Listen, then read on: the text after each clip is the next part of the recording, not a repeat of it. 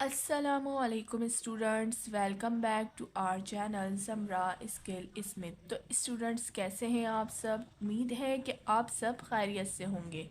तो स्टूडेंट्स, आज हमने एक्सरसाइज 17.4 का क्वेश्चन नंबर 4 जो है वो सॉल्व करना है। प्रीवियस वीडियो में हम एक्सरसाइज 17.4 का ही question number 1, 2 and 3 question solve कर चुके हैं।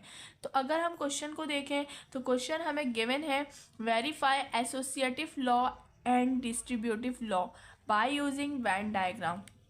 अब हमने वेन डायग्राम को यूज़ करते हुए लॉ को जो है वेरीफाई करना है। अब यहाँ पर दो लॉ गिवन है, कौन कौन से? एसोसिएटिव को भी आपने वेरीफाई करना है इस क्वेश्चन में और डिस्ट्रीब्यूटिव को भी। अब यहाँ पर आपको सेट दिया हुआ है, ए सेट, बी सेट और सी सेट। अच्छा, प्रीवियस वीडियो में हम डी मॉर्गन्स लॉ को जो है वेरीफाई कर चुके हैं बाय यूजिंग वेन डायग्राम, और उससे पहले हम कॉम्यूटेटिव लॉ को, जो प्रॉपर्टी या लॉ कह लें, उसको भी वेरीफाई कर चुके हैं बाय यूजिंग वेन डायग्राम। अच्छा, अगर हम बुक को देखें और बुक में हमें एग्जाम्पल्स दी हुई हैं, तो यहाँ पर आप देख सकते हैं कि एसोसिएटिव लॉ आपको गिवन है। क्योंकि वीडियो बहुत बड़ी हो जाएगी और दोनों क्वेश्चन सॉल्व नहीं हो सकते एक ही वीडियो में, तो आज हम पहले एसोसिएटिव लॉ को जो है सॉल्व करेंगे और नेक्स्ट वीडियो में हम इंशाल्लाह डिस्ट्रीब्यूटिव लॉ की वीडियो भी अपलोड करेंगे। ठीक है, तो नेक्स्ट वीडियो में डिस्ट्रीब्यूटिव लॉ जो है उसको डिस्कस करेंगे। ठीक है बेटा। अच्छा, तो यहाँ पर हमारे पास एसोसिएटिव लॉ जो है वो हमारे पास गिवन है। यहाँ पे देख लेते हैं एसोसिएटिव लॉ ऑफ यूनियन। आपने यूनियन वाला जो एसोसिएटिव लॉ है उसको भी सॉल्व करना है यहाँ पर, और उसके बाद एसोसिएटिव लॉ ऑफ इंटरसेक्शन, यहाँ पर उसको भी आपने वेरीफाई करके वेन डायग्राम के ज़रिए सॉल्व करना है। बाकी डिस्ट्रीब्यूटिव लॉ फिर हम नेक्स्ट वीडियो में करेंगे, तो उसको नेक्स्ट वीडियो में ही डिस्कस कर लेंगे। ठीक है, तो यहाँ पर अब हम सबसे पहले बुक का जो क्वेश्चन है यहाँ आ गए, और ए बी सी हमें जो है सेट गिवन है। तो यहाँ पर हम सबसे पहले प्रॉपर्टी लिख लेते हैं। दोनों प्रॉपर्टी जो हमें गिवन है वो क्या है? तो यहाँ पर हम अभी एसोसिएटिव लॉ कर रहे हैं सॉल्व। ठीक है, एसोसिएटिव लॉ जो हमारे पास है यूनियन का वो हम लिख लेते हैं। फिर उसके बाद एसोसिएटिव लॉ ऑफ यूनियन कर रहे हैं, तो मैं यहाँ मेंशन भी कर देती हूँ कि एसोसिएटिव लॉ ऑफ यूनियन। तो एसोसिएटिव लॉ ऑफ यूनियन हमारे पास है A union B union C. अब यहाँ ब्रैकेट आ जाता है आपके पास, और यहाँ पर इसी तरीके से A union B union C और ब्रैकेट यहाँ पर आ जाता है। ठीक है, तो इन दोनों को हम पहले सॉल्व करते हैं बाय यूजिंग वेन डायग्राम, और फिर उसके बाद इंटरसेक्शन वाला जो है एसोसिएटिव लॉ ऑफ इंटरसेक्शन, उसको भी यहाँ पर सॉल्व करेंगे। ठीक है, तो सबसे पहले आपको पता है लेफ़्ट हैंड साइड लेंगे और फिर राइट हैंड साइड लेंगे। तो लेफ़्ट हैंड साइड हमारे पास यहाँ पर गिवन है, कौन सी? लेफ़्ट हैंड साइड हमारे पास है A union B union C. तो बेटा यहाँ पर अगर हम देखें यहाँ पर हम देखें तो सबसे पहले हमें ब्रैकेट को सॉल्व करना है, यानी कि बी यूनियन सी को करना है। ठीक है, और सेट ऑलरेडी यहाँ पर हमें गिवन है, तो आपने बी यूनियन सी, बी और सी का जो है वो यूनियन करना है हमने। तो यहाँ पर मैं वेन डायग्राम भी बना लेती हूँ साथ साथ। ठीक है,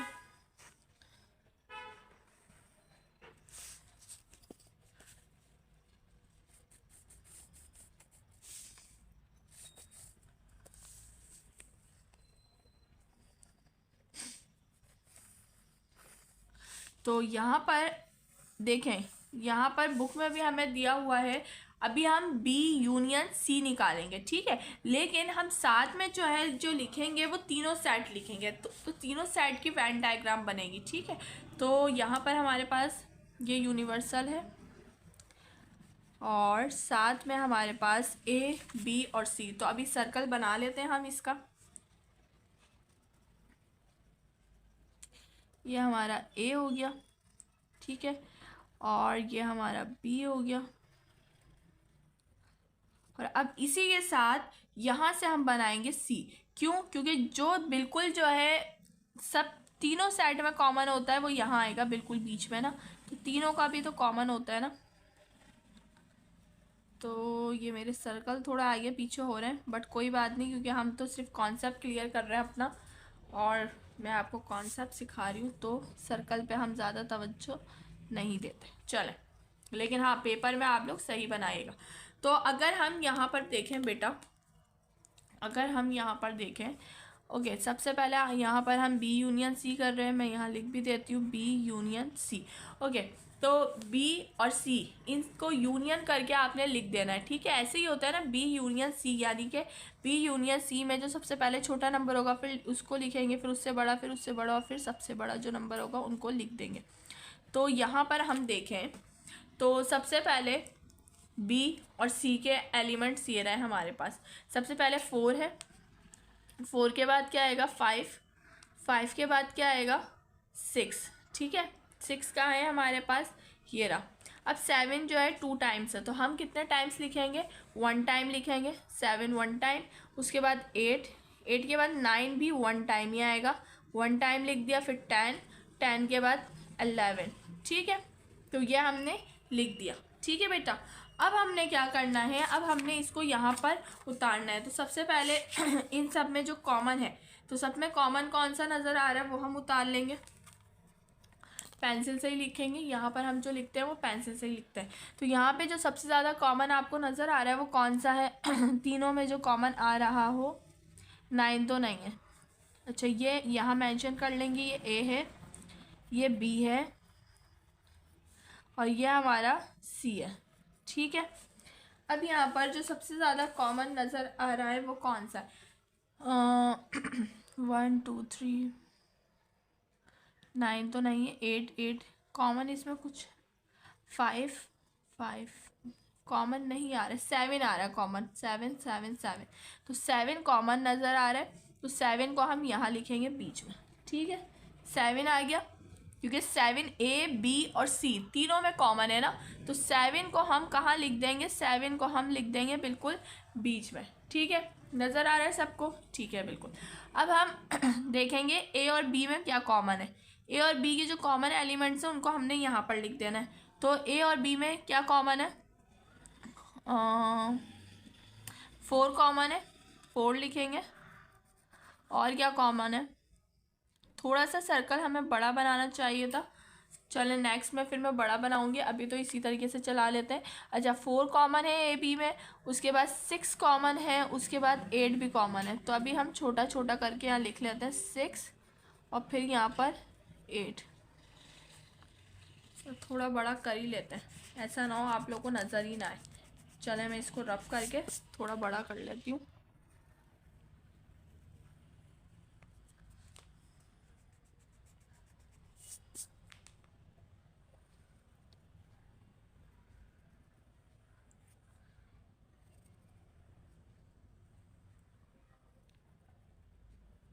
ठीक है, अब हमारा जो ये कॉमन है ये आ जाएगा हमारे पास, ठीक है। तो ये सी हो गया। अच्छा, 7 यहाँ पे कॉमन था, 7 आ गया। अच्छा, यहाँ पे हमारे पास 4 6 और 8, ठीक है। अभी भी ये छोटा हो रहा है थोड़ा, चलो। तो 4 6 और 8 हमारे पास यहाँ पर आ गया, ठीक है। 4 ये रहा, देखेंगे ये कॉमन हो गया, 6 और 8, ठीक है। बाकी 7 जो कॉमन था वो तीनों में कॉमन था, तो तीनों का कॉमन बीच में आ गया। अब हम ए और सी में जो कॉमन है वो देख लेते हैं। तो ए और सी में क्या क्या कॉमन है वो हम देखकर वो लिख लेते हैं, ठीक है। तो ए ये रहा और सी ये रहा। तो ए और सी में 7 तो कॉमन था, वो जा चुका है। उसके बाद 9 नहीं है, 5 कॉमन है ए और सी में। तो यहाँ पे हम लिख देंगे सबसे पहले क्या, 5। इनमें क्या कॉमन है, 5 कॉमन है ए और सी में, ठीक है। इन दोनों का कॉमन यहाँ पे लिखा जाएगा। तो ए और सी में जो हमारे पास कॉमन था वो था 5 लिख दिया।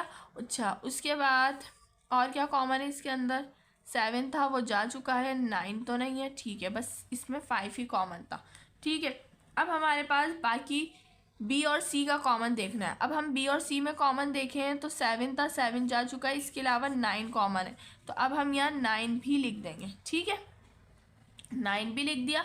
अब हम बाकी जो सारे एलिमेंट्स बच गए हैं वो लिखेंगे। इन दोनों में और कुछ कॉमन नहीं है, ठीक है। 9 और 7 था, तो 7 ऑलरेडी तीनों का कॉमन था, जो तीनों का कॉमन होता है बीच में आता है, और यहाँ पर 9 आ गया। अच्छा, अब बाकी जो एलिमेंट्स बच गए ए के वो ए में लिख देंगे। ए में क्या क्या बच गया, 1 2 3 4 देखें जा चुका है, 5 जा चुका है, 6 जा चुका है, ये रहा, 7 ऑलरेडी जा चुका है और 8 भी जा चुका है। ठीक है, तो 1 2 3 बचता है, बाकी 4 5 6 7 और 8 ये सब जा चुके हैं ए के एलिमेंट्स। अब बी के देख लेते हैं, तो बी का 4 जा चुका है, 6 जा चुका है, 7 जा चुका है, 8 जा चुका है, 9 जा चुका है। क्या बचा, सिर्फ और सिर्फ हमारे पास बचा है 10, तो हम यहाँ पर 10 लिख देंगे। ठीक है, 4 देखें ये रहा, 6 ये रहा, 7 ये रहा, 8 ये रहा, 9 ये रहा, 10 हमने लिख दिया। और यहाँ पे 5 5 7 9 जा चुका है, यहाँ पे हम लिखेंगे 11। ठीक है, अब हमने जो यूनियन किया है ना, तो यूनियन में हमारे पास 4 5 6 7 8 9 10 11, तो 4 5 6 7 8 9 10 11 यानी कि बी और सी का हमने यूनियन करा, तो इसको हम शेड कर देंगे क्योंकि ये यूनियन है, ये आंसर आया ना हमारे पास, तो इसको हम शेड करके लिख देंगे। आपने लिखना तीनों सेट को है, शेड किसको करना है, जो आंसर होता है। तो यूनियन में लेंगे जब बी और सी का, तो यूनियन में बी और सी सेट पूरा आ जाएगा, तो यहाँ पे हमारा ये शेड हो गया। अब जो आंसर आ गया उसका फिर हमने यूनियन ले लेना है किसके साथ, ए के साथ। ठीक है, अब जब इसको भी ए के साथ यूनियन करेंगे तो क्या होगा स्टूडेंट, ये पूरा जो है शेड हो जाएगा। अब आपने जो हमने एक दफ़ा वेन डायग्राम बना ली है, ये ऐसे ही बनेगी। ठीक है, तो नेक्स्ट यहाँ पर बनाते हैं, थोड़ी बड़ी बना लूँगी इस दफ़ा, सर्कल थोड़ा गिच पिच ना होता है कि, ठीक है, ताकि आप लोगों को जो है वो सही से नज़र आए।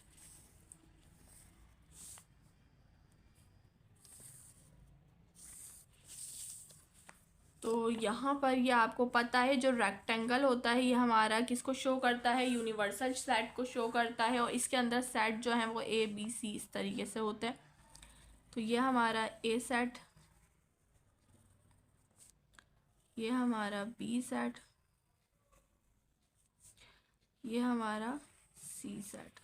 ठीक है, यहाँ पे हमारे पास 7 था, जिस तरीके से यहाँ लिखा है बेटा इसी तरीके से एज इट इज़ सेम बनाना। तो मैं सेम लिख रही हूँ, अब बार बार आप लोगों को तो मैंने समझाऊंगी नहीं, एक दफ़ा समझा दिया डिटेल में काफ़ी टाइम लगाकर, तो अब ये बाकी हम ऐसे ही लिख लेंगे। और हर साइड में अब जब तक ये बनेगी ना वेन डायग्राम ये वाली, तो ये ऐसे ही बनेंगे। ठीक है, जब तक ये सेट हमारे पास गिवन है 1 2 और 3। ठीक है, अब हमने हमारे पास देखिए आंसर ये आया, क्या आया था, 4 5 6 7 8 9 10 11। अब इसका आपने यूनियन कर देना है ए के साथ, यूनियन आता है ना सबको, तो यहाँ मैं यूनियन लिखूंगी पहले, फिर उसके बाद हम देखेंगे आंसर क्या आ रहा है और किसको शेड करना है। ठीक है, तो ये नज़र आप लोग को आ रहा है यहाँ पे, हाँ बिल्कुल आ रहा है। चलें, तो अब हम यूनियन ले रहे हैं, A union B union C का। ठीक है, तो सबसे पहले ए हमारे पास जो है वो हमारे पास है 1 से लेकर 8 तक। ठीक है, तो 1 से लेकर 8 तक है, तो यहाँ 1 2 3 ऐसे ही है, 4 दोनों में आ रहे हैं, 4 यूनियन में करते क्या है, तो यूनियन में हम दोनों सेट के एलिमेंट्स को असेंडिंग ऑर्डर में मिलाकर लिख देते हैं। ठीक है, तो 1 2 3 4 2 टाइम है 1 टाइम लिखेंगे, 5 2 टाइम है 1 टाइम लिखेंगे, 6 2 टाइम है 1 टाइम लिखेंगे, 7 2 टाइम है 1 टाइम लिखेंगे, 8 जो है वो 2 टाइम है 1 टाइम लिखेंगे, और उसके बाद 9 10 और 11। अब हमने दोनों जो सेट थे यानी कि ए और बी यूनियन सी के साथ यूनियन करना था ना इसका, तो ए का जो है यूनियन कर दिया बी यूनियन सी के साथ, तो ये आंसर आया। अब हम देख लेते हैं ये कहाँ कहाँ नंबर है, इन सब पे हमने शेड करना है। तो ऑलरेडी बी यूनियन सी का ये आंसर था और इसको हमने ए के एलिमेंट के साथ यूनियन कर दिया, इसका मतलब ये सारे एलिमेंट्स जो है ये तीनों जो ए बी सी सेट है ये हमारा क्या हो जाएगा, सर्कल हो जाएगा, सर्कल बोल रही हूँ, शेड हो जाएगा, सॉरी। ठीक है, तो A union B union C. ठीक है, तो यहाँ पर अब हम कर देंगे शेड इसको, क्यों, देखें 1 2 3 आ रहा है, ये रहा 4 5 6 4 5 6 7 8 9 10 11, ये सारे नंबर आ रहे हैं बिल्कुल। अब इसको आपने शेड कर देना। शेड जो है कंपलसरी होता है, किया करें वेन डायग्राम में, वरना बोर्ड में आपके इसके एग्जाम्स में नंबर कटेंगे। ठीक है बेटा। और वेन डायग्राम एक ही तरीके की बनेगी सब में, बस काम जो है जहाँ पे शेड करना होगा वो चेंज होगा, सिर्फ शेड चेंज होगा, वेन डायग्राम सेम बनेगी। ठीक है। इस चीज़ को भी एक दफ़ा आप बना लेंगे, एक दफ़ा दिमाग लगा के बनानी होती है वेन डायग्राम, उसके बाद वही चलती रहेगी। अब जो जो हम करेंगे ना उसमें यही वेन डायग्राम बनती रहेगी। और फिर उसके बाद हमने जो है शेड जो है वो चेंज करना होगा। ठीक है। तो यहाँ पे मैंने इस तरीके से कर दिया है। चलें, ठीक है। अब हमारी एक साइड सॉल्व हो गई। अब दूसरी साइड हमारे पास क्या है, दूसरी साइड क्या है हमारे पास, दूसरी साइड में हमें कह रहे हैं, अब हम यहाँ लिखेंगे कौन सी साइड हमें बोली है, राइट हैंड साइड। अब हम राइट हैंड साइड ले रहे हैं क्योंकि हमारी already left hand side complete हो गई। तो राइट हैंड साइड हमारे पास है A union B union C. ठीक है। तो सबसे पहले बेटा हम क्या सॉल्व करेंगे, हम सबसे पहले ए यूनियन बी सॉल्व करेंगे। तो इसको बना लेते हैं यहाँ पर।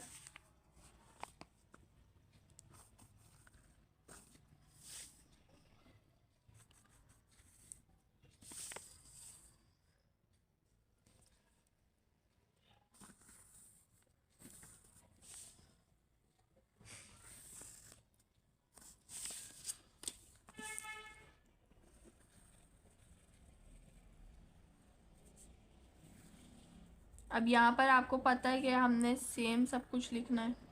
ठीक है। तो 7 4 6 8 10 9 5 11, उसके बाद 1 2 3। ठीक है। यहाँ पे लिख देंगे। अच्छा यहाँ मैंने लिखा नहीं है तो मैं ऊपर भी लिख देती हूँ ए बी और सी। यहाँ पे भी लिख देंगे ए बी और सी, और ये हमारा यूनिवर्सल। अब हमें यहाँ क्या करना है, ए और बी जो सेट है उनका यूनियन ले लेना है। ठीक है। यहाँ पे ए और बी दिख रहा है, इनका हमें क्या ले लेना है, यहाँ पर यूनियन ले लेना है।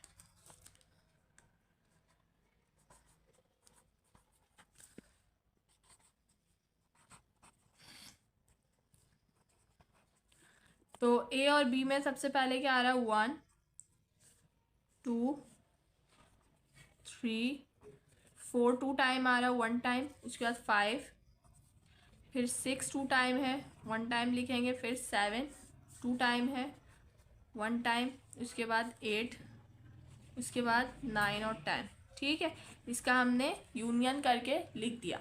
अब आपने क्या करना है, किसको शेड करना है, ए और बी के एलिमेंट्स को। तो ए और बी ये रहा। ठीक है। तो ए और बी के एलिमेंट्स सिर्फ 11, यानी कि सिर्फ 11 को नहीं करेंगे। क्यों, क्योंकि ए में 5 भी तो आता है ना, ए में 7 भी आ रहा है, ए और बी में 5 7 और 9 ये सब आते हैं। तो हम इनको ए और बी को शेड कर देंगे 11 को छोड़कर। ठीक है। तो यहाँ पे जल्दी से शेड कर लेते हैं।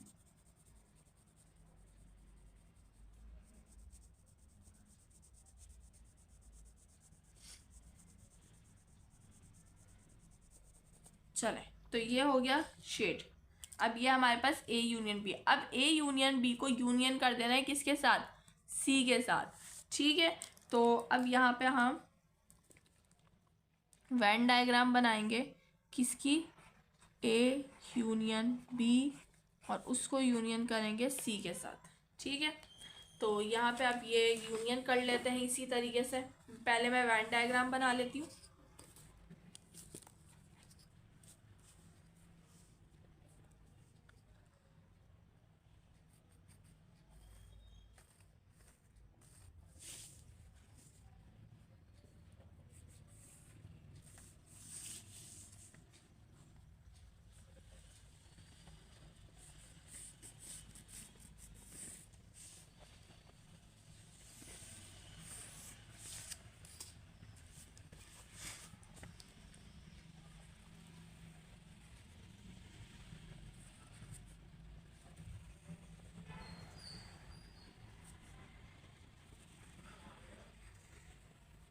ठीक है। ये हमने बना लिया स्टूडेंट। अब यहाँ पे सबसे पहले आपको पता है 7, 5, 9, 10, 4, 6, 8, 11 और 1, 2 और 3। ठीक है, तो यहाँ पर आप हम सबसे पहले यहाँ पे लिख लेते हैं कि किस तरीके से क्या निकला, फिर उसके बाद शेड कर लेंगे। तो अब ये आपके पास A यूनियन B लिखा हुआ है और ये आपके पास C लिखा हुआ है। ठीक है, तो यहाँ पे 5, 7, 9, 11, तो इसमें एक ही चीज़ ऐड होगी, कौन सी? 11। बाकी सारे सेम ही नंबर है। 10 तक तो काउंटिंग यहाँ पे लिखी हुई है ना, ये देखें कि 10 तक लिखी हुई है। तो अब इसमें सिर्फ एक 1 नंबर ऐड हो जा रहा है और वो कौन सा है? 11। तो अब यहाँ पे हम इसको लिख लेते हैं A यूनियन B और फिर यूनियन C। ठीक है, तो सबसे पहले आएगा 1, 2, 3, 4, 5, 6, 7, 8, 9 और 10, और उसके बाद सिर्फ एक नंबर हमारा यहाँ रह जाता है 11, क्योंकि 5 ऑलरेडी यहाँ पर है, नज़र आ रहा है। 7 ऑलरेडी है, तो 1 टाइम ही हम यूनियन में लिखते हैं ना। उसके बाद 9 भी है, 11 नहीं था, 11 हमने यहाँ पर लिख दिया है। अब अगर हम देखें तो ये हमारा ऑलरेडी A यूनियन B था शेड, अब उसके साथ 11 भी आ गया, तो यहाँ पर C भी आ गया ना, C का भी यूनियन कर लिया हमने, तो ये पूरा हमारे पास शेड हो जाएगा सबसे पहले तो इसको जल्दी से शेड करते हैं और फिर देखते हैं, क्योंकि अब हमारा ये सॉल्व हो चुका है, तो क्या हमारे आंसर ठीक आए कि नहीं आए। ठीक है, दोनों हमारी साइड जो है वो प्रूफ हुई है या नहीं हुई है, इक्वल आई है या नहीं आई है, क्योंकि उन्होंने कहा था ये साइड इस साइड के बराबर है। पढ़ चुके हैं ना हम ये लॉ पहले भी। तो यहाँ पर स्टूडेंट्स अगर आप देखें, ये रहा, ठीक है, तो यहाँ पे पूरा आंसर आ रहा था 1 से 11 तक। इसी तरीके से देखें यहाँ पे भी 1 से 11 तक आ रहा था।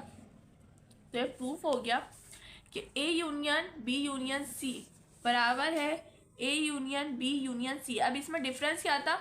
ब्रैकेट का डिफरेंस था सिर्फ। ठीक है, तो यहाँ पे हमारा ये पूरा होता है। हमने अब नीचे नेक्स्ट पेज पे लिख देते हैं हैज प्रूफ वाली लाइन। ठीक है,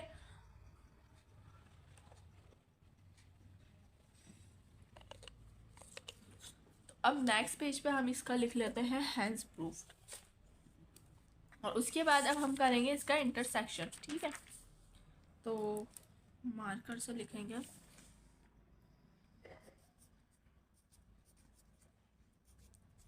तो यहाँ पे सबसे पहले ब्रैकेट आ जाएगा किसमें?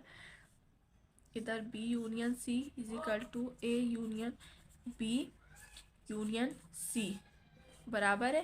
ठीक है, और साथ में ये भी लिख देंगे left hand side is equal to right hand side, hence verified भी लिख सकते हैं या हैंस प्रूफ्ड भी लिख सकते हैं। ठीक है, अब हमने इसका दूसरा वाला करना है, यानी कि 2 होते हैं ना।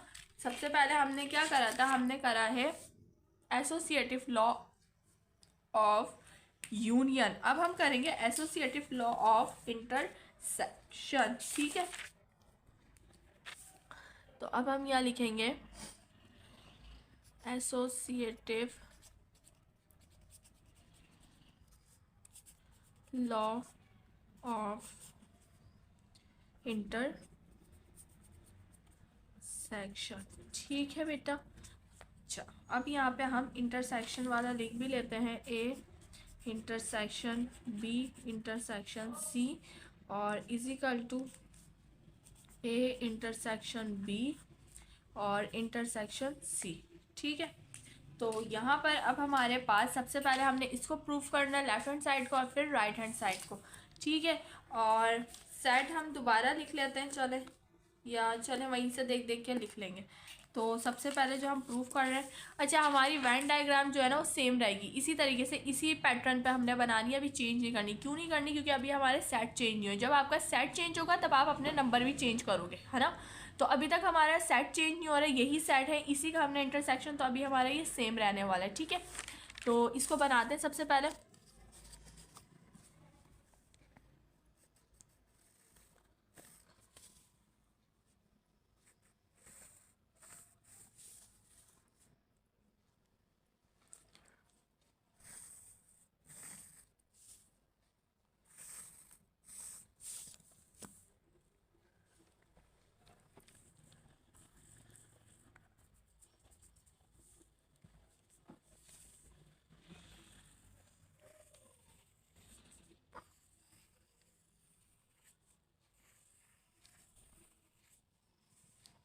तो ये A B C, यहाँ पे हमारे पास क्या था 4 6 और 8, यहाँ पे 7, यहाँ पे हमारे पास 5 या 9, यहाँ 11, यहाँ 10। अब याद होगा मुझे बिल्कुल 1 2 और 3। ठीक है। क्यों? क्योंकि इतनी दफ़ा बनाया। अब आप जब प्रैक्टिस करोगे ना आपको भी इसी तरीके से चीज़ें याद हो जाएंगी। अच्छा, अब हमने जो स्टूडेंट सबसे पहले निकालना है वो है B इंटरसेक्शन C। तो यहाँ पे अगर हम देखें तो B और C में जब हम इसका इंटरसेक्शन में क्या करते हैं, जो कॉमन नंबर होता है वो लेते हैं। कॉमन नंबर क्या होता है? जो दोनों साइड में आ रहा हो। तो दोनों साइड में जो नंबर आ रहे हैं वो कौन से? 5 और 9। तो हम यहाँ पे 5 बोल रही, 7 और 9, 5 निकल गया मुँह से। तो यहाँ पे हम लिख लेंगे सबसे पहले। अच्छा, लेफ़्ट हैंड साइड तो हमने लिखा नहीं है, तो मैं यहाँ पर कहाँ लिखूँ? चलो यहाँ लिख देते हैं। लेफ़्ट हैंड साइड क्या है हमारे पास? A intersection B intersection C। तो यहाँ पे अब मैं यहाँ पे लिख देती हूँ कि हम B इंटरसेक्शन C कर रहे हैं, क्योंकि ब्रैकेट को पहले सॉल्व करते हैं ना। तो B इंटरसेक्शन C जब हम कर रहे हैं तो हमारे पास दो ही नंबर आ रहे हैं, और वो है 7 और 9। तो हम यहाँ लिखेंगे 7 और 9 को। ठीक है। अब 7 और 9 को ही आपने क्या करना होगा, यहाँ पर शेड करना होगा। तो बस आप 7 और 9 को यहाँ पर शेड कर दोगे। ठीक है। अच्छा, अब उसके बाद हमने क्या करना है? इसके बाद हमने यहाँ पर इंटरसेक्शन कर देना है A के साथ। अब 7 और 9, चलो पहले वेन डायग्राम बना लेते हैं, फिर उसके बाद देखते हैं इसको। तो वेन डायग्राम का आप लोगों को पता है, सेम वही प्रोसेस चलेगा अभी तक।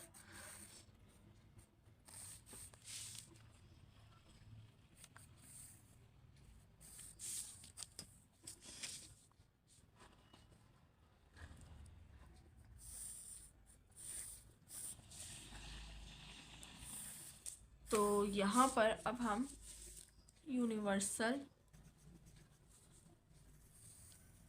A B और C, ठीक है। तो A में हमारे पास A B और C। तो A में हमारे पास वही यहाँ पर 4 8 6, ठीक है। यहाँ पर 10, यहाँ पर 9, यहाँ पर 7, यहाँ पर 5, यहाँ पर 11, यहाँ पे 1 2 और 3, ठीक है। अब जब ये हमारे पास है ना B इंटरसेक्शन C, अब यहाँ पर हम क्या कर रहे हैं? यहाँ पर हम कर रहे हैं A intersection B intersection C, ठीक है। तो यहाँ पे हम क्या कर रहे हैं? यहाँ पे हम कर रहे हैं A intersection B intersection C। तो यहाँ पर स्टूडेंट्स अगर मैं देखूँ, मेरे पास B इंटरसेक्शन C तो है 7 और 9। अब इसको भी आपने इंटरसेक्शन कर लेना है A के साथ। तो A में 7 और 9 के में क्या कॉमन है? तो यहाँ पर अगर मैं देखूँ A में सिर्फ 7 कॉमन आता है, यानी कि अगर हम दो सेट लिखते हैं, एक A है और एक B इंटरसेक्शन C का है, तो यहाँ पर 7 9 है, यहाँ पे सिर्फ 7 है। ठीक है, 7 कॉमन है ना यहाँ पे सिर्फ, तो 7 ही कॉमन आ जाएगा। तो हमारे पास यहाँ आंसर हो जाएगा सिर्फ और सिर्फ 7। क्योंकि जब हम इंटरसेक्शन लेते हैं B इंटरसेक्शन C का A के साथ, तो हमारे पास सिर्फ आंसर आता है 7, क्योंकि 7 ही तीनों में कॉमन था। तो ये हो जाता है हमारा 7, और यहाँ हम 7 को शेड कर देंगे। ठीक है, 7 को शेड कर देंगे, और अब चलेंगे, मूव ऑन होंगे हम अपनी राइट हैंड साइड की तरफ। तो राइट हैंड साइड हमारा क्या है? यहाँ पर हमें नज़र आ रहा है A इंटरसेक्शन B, फिर इंटरसेक्शन C। तो अब हम यहाँ पे अपना राइट हैंड साइड करेंगे सॉल्व। तो राइट हैंड साइड हमारे पास है A इंटरसेक्शन B और फिर इंटरसेक्शन C, ठीक है। तो सबसे पहले हम जो यहाँ पर करेंगे वेन डायग्राम, वो A इंटरसेक्शन B की होगी।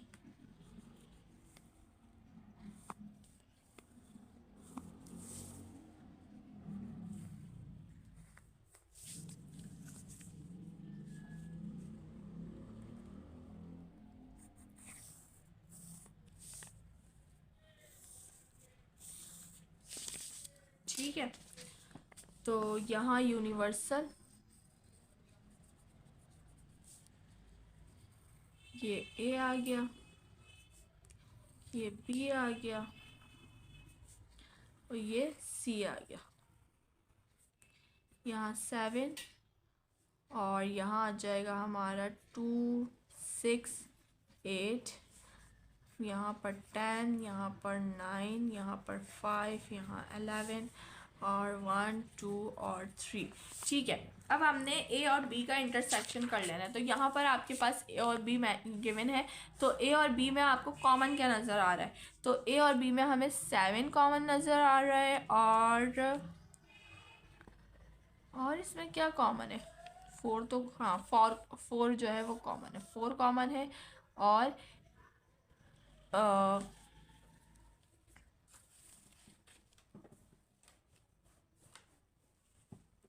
अच्छा 4 कॉमन है, 4 कॉमन है। मैंने यहाँ पर गलत लिखा है, मैंने यहाँ पर अच्छा यहाँ 4 ही लिखा है, यहाँ 4 है। अच्छा 4 कॉमन नज़र आ रहा है, 4 कॉमन है, 6 कॉमन है और 8 भी कॉमन है और 7 भी कॉमन है। इसमें बहुत कुछ कॉमन है। ठीक है, तो ये जो बहुत कुछ कॉमन है इनको हम लिखेंगे यहाँ पर कि भाई क्या क्या कॉमन है। ठीक है, तो हमारे पास जो कॉमन नज़र आ रहा है ए इंटरसेक्शन बी में, और यहाँ पे भी देखें नज़र आ रहा है ना, ए और बी में कॉमन क्या क्या है? 4 6 8 और 7। 7 तीनों में है, लेकिन ए और बी के कॉमन ये रहे बीच में। तो 4 6 7 और 8 ये कॉमन है। ठीक है, ये हमने लिख दिया और इसी पे हमने शेड भी करना है, यानी कि यहाँ पे और ऊपर ए और बी के कॉमन आ गए। ठीक है, चलें अब उसके बाद हम क्या करेंगे? उसके बाद हम इसको ए इंटरसेक्शन बी का जो आंसर उसको इंटरसेक्शन कर देंगे सी के साथ। ठीक है, ये करते हैं। अभी पहले हम क्या करेंगे? Venn diagram. तो वेन डायग्राम बना लेते हैं।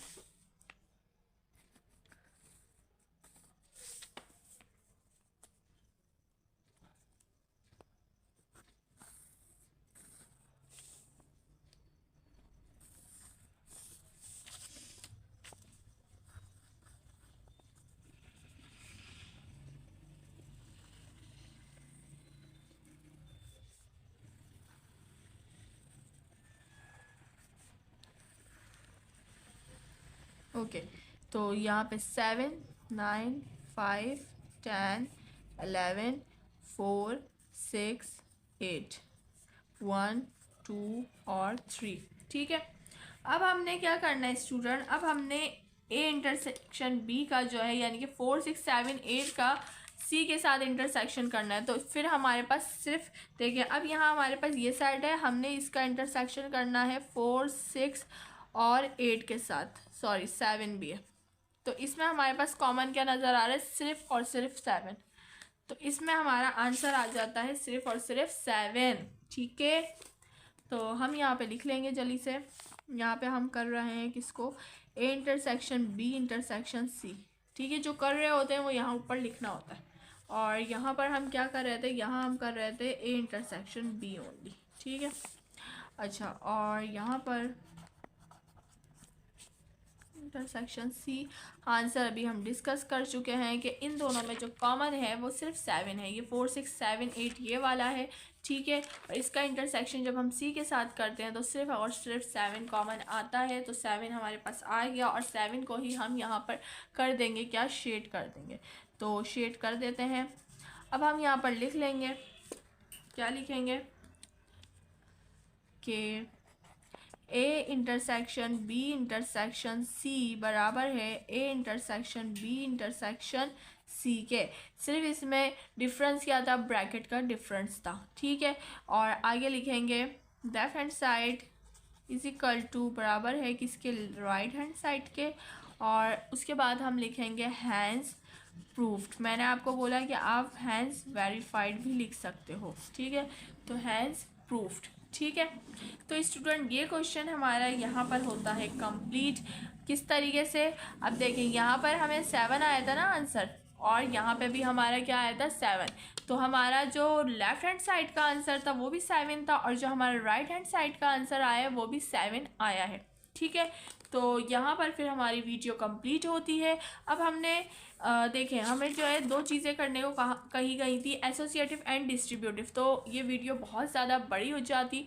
तो एसोसिएटिव हम ऑलरेडी कंप्लीट कर चुके हैं। एसोसिएटिव प्रॉपर्टी जो है या एसोसिएटिव लॉ भी कहा जाता है, उसका हमने यूनियन और इंटरसेक्शन दोनों कंप्लीट कर लिया। अब नेक्स्ट वीडियो में हमने डिस्ट्रीब्यूटिव लॉ का जो है यूनियन और इंटरसेक्शन कंप्लीट करेंगे। ठीक है। तो डिस्ट्रीब्यूटिव लॉ ऑफ यूनियन, फिर ओवर इंटरसेक्शन या ओवर जो होता है इस तरीके से उसमें थोड़ा चेंज है, तो उसको हम कल इंशाल्लाह जो है या नेक्स्ट वीडियो जब भी अब अपलोड करूँगी तो उसमें जो है वो सॉल्व करवा दूँगी। ठीक है बेटा। तो उम्मीद है स्टूडेंट्स कि आज की वीडियो आप लोगों को पसंद आई होगी। वीडियो पसंद आई है तो वीडियो को लाइक करें, चैनल पर नहीं हुआ है तो चैनल को सब्सक्राइब कर लीजिएगा और बेल आइकन क्लिक करना मत भूलिएगा ताकि हर न्यू आने वाली वीडियो का नोटिफिकेशन आप तक पहुँच सके। ठीक है। और कमेंट सेक्शन में ज़रूर अपनी राय का इजहार किया करें कि वीडियो कैसी लग रही है, आप लोगों को समझ आ रही है। ठीक है। और अपने दोस्तों के साथ ज़रूर शेयर करा करें और ऐसे बच्चों के साथ शेयर किया करें कि वीडियो मैं अक्सर अपनी वीडियो में कहती हूँ कि ऐसे बच्चों के साथ बेटा वीडियो शेयर किया करें कि जो बच्चे जो है कोचिंग सेंटर नहीं जाते, फ़ीस अफोर्ड नहीं कर सकते, उन बच्चों के साथ जो है शेयर करें ताकि वो भी जो है पढ़कर एग्ज़ाम्स में वीडियो देखकर पढ़कर कॉन्सेप्ट क्लियर कर कर अच्छे नंबर ला सकें। ठीक है बेटा। तो इसके अलावा आपने इसकी प्रैक्टिस करनी है। अगर आपको इसकी प्लेलिस्ट देखनी है तो मेरे चैनल पर जाकर वहाँ पर आपको यूनिट 17 जो है उसकी तमाम वीडियोस मिल जाएंगी तरतीब के साथ। प्लेलिस्ट ऑलरेडी बनी हुई है, तरतीब के साथ सारी वीडियोस डली हुई हैं। ठीक है। तो इससे पहले कि एक्सरसाइज की देखनी है, इस एक्सरसाइज की कोई भी वीडियो देखनी है वो आप वहाँ जाकर देख सकते हो। अब आपने इसकी बहुत अच्छे से प्रैक्टिस करनी है क्योंकि मैं हमेशा कहती हूँ कि मैथ जो है वो प्रैक्टिस के बगैर नहीं आता। तो मैथ में एक ही चीज़ चाहिए होती है और वो है प्रैक्टिस प्रैक्टिस प्रैक्टिस। तो प्रैक्टिस करनी है बहुत अच्छे से। ठीक है। और अपना बहुत ज़्यादा ख्याल रखना है। आजकल सर्दियाँ भी चल रही हैं तो अपना ख्याल रखिए और दूसरी बात प्रैक्टिस कीजिए। इंशाल्लाह बहुत जल्द आप लोग के पेपर होने वाले हैं तो अच्छी से तैयारी करेगा। ठीक है। और मुझे दुआओं में याद रखिएगा। फिर इंशाल्लाह नेक्स्ट वीडियो में मिलते हैं। तब तक के लिए अल्लाह हाफिज़।